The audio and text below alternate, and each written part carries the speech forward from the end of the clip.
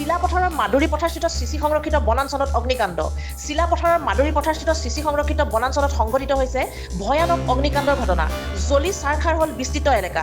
ৰাইজে দিয়া খবৰ পাই ততাতৈয়াকৈ অসম আৰু অৰুণাচল প্ৰদেশৰ দুখনকৈ অগ্নি নিৰ্বাপক বাহিনীৰ গাড়ী আৰু লিকাবালী সামৰিক বাহিনীৰ দুখনকৈ বাহন আহি যুদ্ধকালীন তৎপৰতাৰে কোনোমতে নিৰ্বাপন কৰে বন জুই। কোনো দুষ্কৃতিকাৰীয়ে বনভূমিত অগ্নিসংযোগ কৰাৰ সন্দেহ প্ৰকাশ কৰিছে স্থানীয় ৰাইজে। ৰক্ষা পৰিল বন্যপ্ৰাণীৰ লগতে বনাঞ্চল সংলগ্ন আৱাসীসকল। ধেমাজি জিলাৰ পৰা সঞ্জয় নাথৰ ৰিপৰ্ট E24 লাইভ ব্ৰেকিং। দুষ্কৃতিয়ে ক'তবা মানে এনেকৈ লগাই দিছে হ'ব মোৰ সম্ভৱ। আমাৰ লোকেল মানে ইমান স্থানীয় বাসিন্দা আমি সেইখিনি মানে দুষ্কৃতি নকৰোঁ কেতিয়াবা।